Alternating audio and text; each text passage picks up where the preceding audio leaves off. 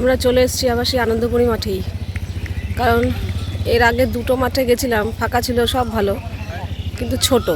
এই মাঠটাই একমাত্র যেটা অনেকটা বড়, আর বড় মাঠেই এসব জিনিস শিখতে সুবিধা হয়, অনেকটা জায়গা পাওয়া যায়, তো এই জন্য আবার এখানেই এসেছি, এটাই ভালো।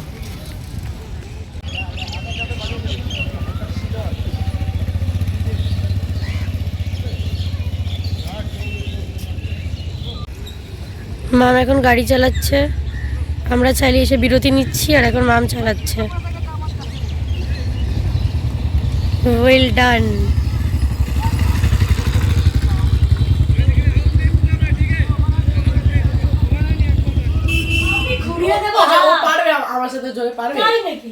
তুই ভাবিসটা কি রে? তুই মেয়েদের ভাবিসটা কি? মেয়েদের ভাবি না, তুই আমাকে ভাবিসটা কি? হ্যাঁ তুই জোর বেশি আমার গায়ে, লেগে যাবে মাম, ও আমার চেয়ে জোর বেশি ওর গায়ে, ও আমার চেয়ে জোর বেশি বলে নাকি ছাড়। যদিও সত্যিকারে কুস্তির মাঠে থাকতাম না, ওরা ঝাড়ি পাসলে আমি ভেঙে দিতাম।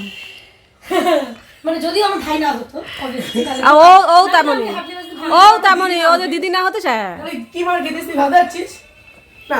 ও তো মারতাম না। গুড মর্নিং, আশা করব তোমরা সবাই খুব ভালো আছো আর সুস্থ আছো। আমিও খুব ভালো আছি। আজ হচ্ছে 17ই ফেব্রুয়ারি, মঙ্গলবার, বাজে এখন প্রায় 10টার মতো। তো তাতানকে একটু রুটি করে দিলাম, আগের দিনের আটা মাখা ছিল, ওকে একটু রুটি করে দিলাম। আগের দিন রাত্রে যে আলুর দম করেছিলাম না, তো সেটা দিয়ে ও রুটি খাচ্ছে টেবিলে বসে, আর আমি এখানে জামা কাপড় কাচতে দিচ্ছি। যেখানে এই সময় আমার জামা কাপড় প্রায় অর্ধেক শুকিয়ে যায়, সেখানে এখন কাচতে দিচ্ছি। তোমাদের মধ্যে অনেকেই কমেন্ট করছো, তুমি ভিডিও দিতে দেরি কেন করছো?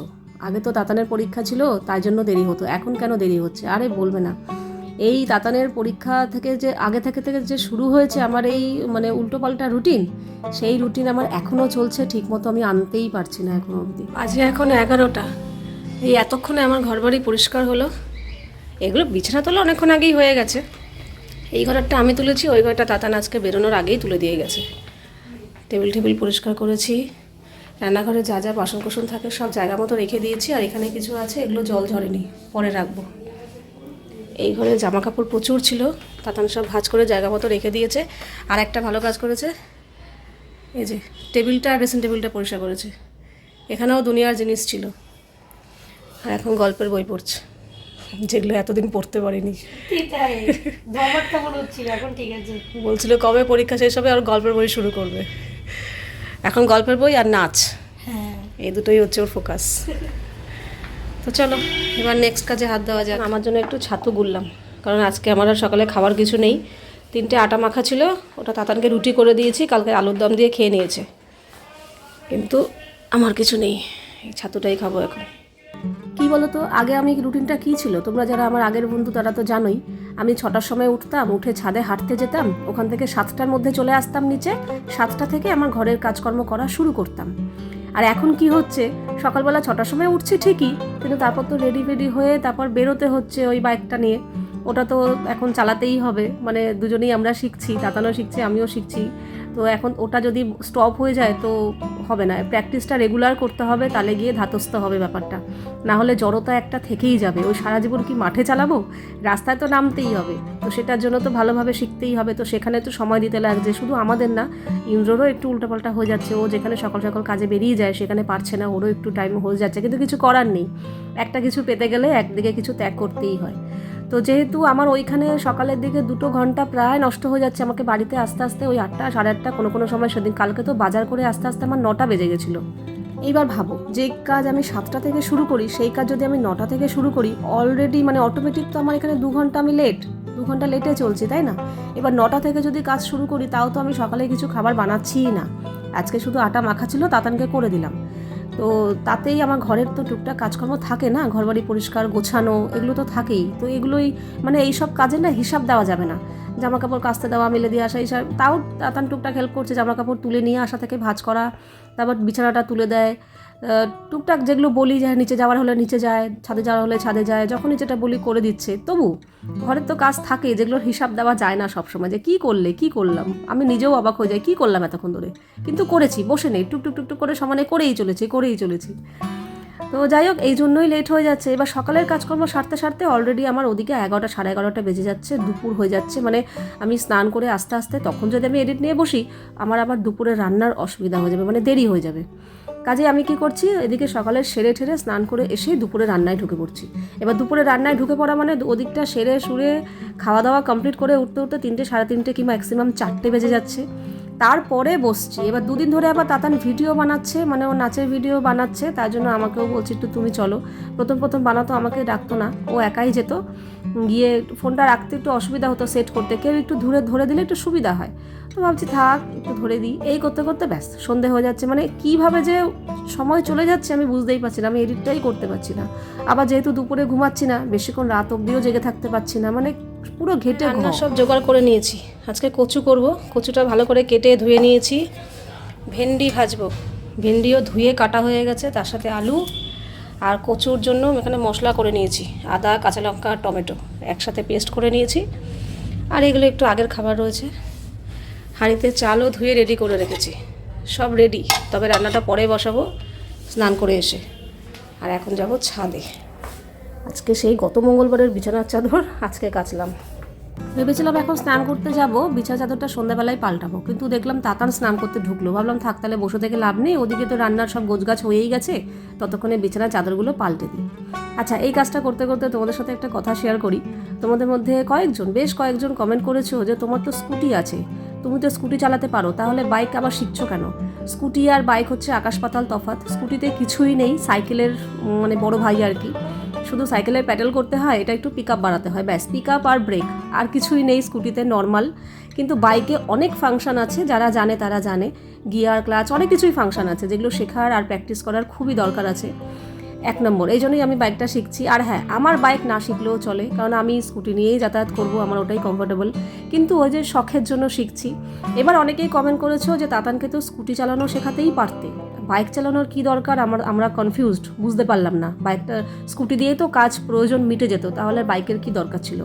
এবার একটা কথা বলি, আমরা আজকালকার যুগের মানুষ, আগেরকার দিনে আমার বাবা কাকা ওদের কথা বাদ দাও, তারা শুধু প্রয়োজন মেটাতো। কিন্তু এখনকার যুগে এসে, এই সোশ্যাল মিডিয়ার ইন্টারনেটের যুগে, ডিজিটাল যুগে এসে মানুষ কি শুধু প্রয়োজন মেটায়? আমাকে একটা কথা বলো, শুধু কি প্রয়োজন মেটায়? যদি শুধুই প্রয়োজন মেটাতো তাহলে তো অনেক কিছুতেই প্রয়োজন মিটে যায়, তাই না? এই যে ঘরের আজকাল নতুন বাড়িঘর করে মানুষ ইন্টেরিয়ার করে, কিসের জন্য করে? এত লাখ লাখ টাকা খরচা করে ইন্টেরিয়ার কিসের জন্য করে? না একটু দেখতে সুন্দর লাগবে, আমার একটা শখ, শুধু বাড়ি করলেই তো হয়ে গেল। এত সুন্দর করে সাজানোর কি দরকার আছে? এত সুন্দর করে সাজানোর, এত ওয়ার্ড্রব, এত লাখ লাখ টাকা খরচা করে ওয়ার্ড্রব বানানোর কি দরকার আছে? একটা নর্মাল একটা আলমারি কিনে আনলেই তো জামা কাপড় রাখা যায়, তাই না? ওই যে শখ। তারপরে হচ্ছে জামা কাপড়, 2-3 সেট জামা কাপড় থাকলেই তো হয়ে যায়, একটা ধোবো, একটা পরবো, একটা থাকবে, ব্যাস হয়ে গেল, প্রয়োজন মিটে গেল। কিন্তু আমাদের না, প্রত্যেকের বাড়িতে আলমারি ভর্তি ভর্তি শাড়ি, আলমারি ভর্তি ভর্তি চুড়ি দেওয়া জামা কাপড়, কেন? জুতো কেন? কিসের জন্য? শখ। কাজেই সব কিছু প্রয়োজন মিটলেই হয়ে গেল তা নয়। কিছু কিছু মানুষ আছে এরকম শখ স্বপ্ন ছাড়াই শুধু প্রয়োজন মিটিয়েই জীবন চালিয়ে যেতে পারে। কিন্তু আবার এমন অনেক মানুষ আছে যারা শুধু প্রয়োজন মেটানোর কথা ভাবে না, প্রয়োজন মেটানোর সাথে সাথে শখ আর স্বপ্নটাকেও গুরুত্ব দেয়। যদি মানুষের মনে শখ আর স্বপ্ন না থাকতো, তাহলে এই বাইকের শোরুমগুলো চলতো না, কারের শোরুমগুলো চলতো না। কারণ এখন কার অ্যাভেলেবেল, তুমি যদি কোথাও দূরে যেতে চাও, ওলা, উবের অ্যাভেলেবেল, ট্যাক্সি, সমস্ত কিছু অ্যাভেলেবেল, বাড়ি থেকে বেরোলেই সব কিছু অ্যাভেলেবেল পাওয়া যায়। তা সত্ত্বেও মানুষ কার কেন কেনে না? একটা জীবনের শখ, একটা স্বপ্ন যে আমার নিজের একটা গাড়ি থাকবে। বাইকেও তাই। এখন অফিস যাওয়ার কোনো সমস্যাই নেই, ট্রেন আছে, বাস আছে, অটো আছে, টোটো আছে, কত কিছু আছে। না, নিজের একটা বাইক থাকবে, এটা একটা শখ, স্বপ্ন। কিছু মানুষ আছে যাদের শখ স্বপ্ন বলে কিছুই নেই, ওই খাচ্ছি দাচ্ছি ঘুমাচ্ছি, ব্যাস এইভাবেই জীবন চলে যাচ্ছে, তারা এই ব্যাপারটা বুঝবে না। কিন্তু যাদের মনে প্রচুর শখ আর চোখে অনেক স্বপ্ন দেখে, জেগে, অবশ্যই ঘুমিয়ে না, জেগে জেগে যারা স্বপ্ন দেখে আর শখ আছে, তারাই একমাত্র এই ব্যাপারটা ফিল করতে পারবে। ও যে কথায় আছে না, শখের দাম লাখ টাকা, তো সেটাই হচ্ছে ব্যাপার। স্কুটি তো আছে, স্কুটি দিয়ে তো প্রয়োজন মিটেই যায়, আমাদের টোটোও আছে, গাড়ি আছে, এগুলো দিয়ে প্রয়োজন তো মিটে যেত।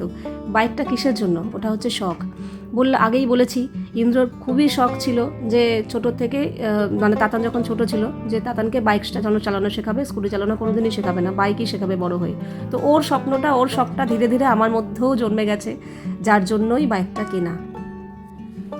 আজকে বাথরুম পরিষ্কার করে শ্যাম্পু দিয়ে স্নান করে এলাম, তবে একটু লাগছে, চুলে তেল দিতে পারলাম না। সকাল থেকে এতটা, মানে যেহেতু সকালবেলা ওইখানে আমার 2 ঘন্টার মতো সময় যায়, তো এসে না হুড়োহুড়ি লেগে যায়, আর সময় পাই না যে এটা করব, মানে চা খাওয়ার সময়টুকু পাই না। সেই চা খেতে খেতে 9টা সাড়ে 9টা বেজে যায়। আসার পরপরই ঘর দোর গোছানো টোছানো থাকে, তাও তাতান একটু হেল্প করে। তাতান আজকে যাওয়ার আগেই ওই ঘরের বিছানা তুলে দিয়ে গেছে। যাই তাও ঘরের কি কম কাজ বলো তো, এটা ওটা মানে শেষ আর হয় না। যাই রান্না সব গুছিয়ে রেখেই গেছিলাম, এখন ঝাপাঝাপ বসিয়ে দেবো, বেশিক্ষণ সময় লাগবে না। আর তাতান পুজোটাও দিয়ে দিয়েছে, ভালো হয়েছে।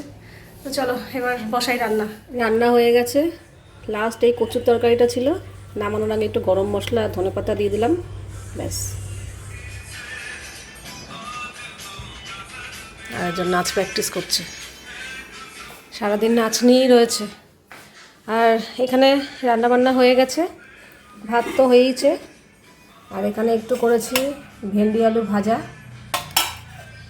আগের দিনের ডাল ছিল, ডালটা গরম করলাম। একটু আলু বড়ি পোস্ত ছিল, এটাও গরম করলাম। আর আজকে করেছি এই যে কচুর তরকারি, কোনো আলু ঠালু দেয়নি, শুধু কচু। এই কচুর তরকারিটা খেতে এত ভালো লাগে, তাতানো ভালোবাসে, আমিও ভালোবাসি। তো এই হচ্ছে রান্না। তো খাওয়া দাওয়া এখনও হয়নি, রান্না হয়ে গেছে। তো ভাবলাম হাতে সময় আছে, ভাবলাম না আসলে এটাও দরকারি ছিল। কারণ এই যে আমি রান্নাঘরের যে কাপড়টা ব্যবহার করছি সেটা ফেলে দেবো, নোংরা হয়ে গেছে। তো আমি এটাই করি, যখনই ফেলে দিই তো ওটা পুরো ফেলে দেই না, তখনই কি করি ওটার মধ্যে একটু তারপিন তেল দিয়ে আমি রান্নাঘরের শেলফটা, তারপর চিমনিটা, এগুলো পরিষ্কার করে তারপর কাপড়টা ফেলে দিই। বেকার কাপড়টা ফেলবো কেন? আর যদি আমি পরিষ্কার কাপড় দিয়ে তারপিন তেল দিয়ে আমি এগুলো পরিষ্কার করি, তাহলে ওই পরিষ্কার কাপড়টাও ফেলে দিতে হবে। কারণ তারপিন তেলের যা গন্ধ বেরোয় ওটা আমি আর পরে ব্যবহার করতে পারবো না, ফেলেই দিতে হবে। তাহলে আর পরিষ্কার কাপড়টা নিয়ে পরিষ্কার করে ফেলবো কেন? এই জন্যই যেই কাপড়টা দেখি যে নোংরা হয়ে গেছে এবার ফেলে দিতে হবে, ঠিক ওই সময়ই আমি ওই কাপড়ের মধ্যে তারপিন তেল দিয়ে এই শেলফটা খুব নোংরা হয়, একদম চিমনির পাশে, তো একটু হলেও ঝাঁঝটা যায়, তেলের ছিটে ফিটে গিয়ে না নোংরা হয়। তো জল ঠল লাগায় না, এটা যেহেতু কাঠের, তো তাই জন্য তারপিন তেল দিয়ে পরিষ্কার করি। আর তারপিন তেল দিয়ে পরিষ্কার করলে সত্যি কথা খুব তাড়াতাড়িও পরিষ্কার হয়ে যায়। আর যেহেতু বেশি নোংরা হয় না, মাঝে মাঝেই করি, তাই জন্য খুব সহজেই পরিষ্কার হয়ে যায়। তো তাই জন্যই আজকে এটা করছি। রান্নাঘর গ্যাস ট্যাস মোছা হয়ে গেছে, লাস্টে এই জায়গাটা পরিষ্কার করলেই হয়ে যাবে, তারপর তো খাওয়া দাওয়া করবো। জামা কাপড় নিয়ে এসে সঙ্গেই ভাঁজ করছে, কিছুটা আবার ছাদ থেকেই ভাঁজ করে নিয়ে এসছে। চাদরই আছে আর সব ওই চাদরগুলো পারেনি, এই জন্য এখানে নিয়ে এসে ভাঁজ করছে। চাদরের চেষ্টা করেছিলাম কিন্তু লোটাচ্ছে মাটিতে। হ্যাঁ, তো লোটাবে তো, কেউ করে নাকি? চাদরটা ওখানে করিনি, নালে করতাম। দায়িত্ব পড়েছে না, যে সকাল দিকটা জামা কাপড় ভাঁজ করতে চলে যায়, এরা সঙ্গে হ্যাঁ ভালো তো, তাহলে আবার চেয়ারটা পরিষ্কার থাকবে, সঙ্গে ভাঁজ করে রেখে দিবি। শুকিয়েছে না? এই তো জুতোটা শুকিয়েছে, ঠিক আছে। এই আজকে তাড়াতাড়ি চলে এসছে, বাজে এখন প্রায় 7টার মতো। আসার সময় হাতে করে সিঙ্গারা নিয়ে এসছে, এখন মুড়ি মাখা হচ্ছে। তুমি কইটুকু খাবে দেখাও, তারপর আমি বলবো। ওই তো আমার হয়ে গেছে, আমি এত খাই নাকি? এই ঠিক আছে, আর মাখাতে হবে। ঠিক আছে, এখানে কড়াই এটা আটকাও, রাখো। আর এখানে ধনে পাতা কুচি, লঙ্কা কুচি, পেঁয়াজ কুচি,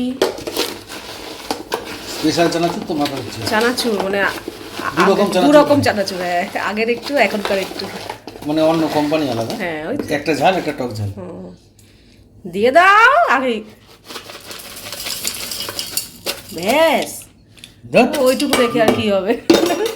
ঝুড়ি ভাজা আছে? হ্যাঁ, ওই তো ওখানে নিচে টানো। হ্যাঁ ভুলেই গেছি ঝুড়ি ভাজা। হ্যাঁ, ঝুড়ি আছে তো। ভালো আছে কিনা খেয়ে দেখতে হবে। হ্যাঁ, তোজো আজকে নিয়ে গেল একটু চানাচুর, এই ঝুড়ি ভাজা ও খেলো তো। ওটা আটকাও।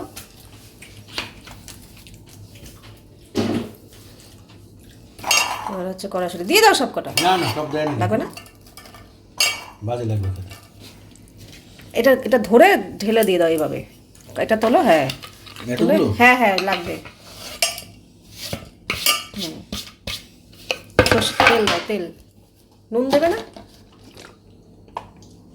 ঝালমুড়ি, স্পেশাল ঝালমুড়ি। পেঁয়াজ দেওয়া হয়েছে, বেশি করে স্পেশাল করতে গেলে নরম হয়ে যাবে। তুমি চুপ থাকো। এই তো বিট নুন এখানে আছে টেবিলে,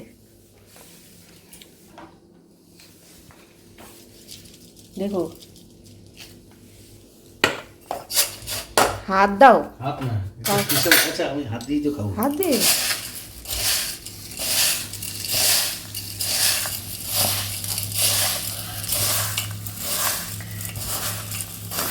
লাগে, দেখো পেঁয়াজ দিয়ে চুপচাপ করে মেখে। মাম দেখ কত সুন্দর করে বাবা মেখেছে, একটু খা। মুড়ি খাবে না, শুধু সিঙ্গারা খাবে বলেছে। ব্যাস আছে, চলো এবার সিঙ্গারাটা নেই। একটা প্লেট বার করো।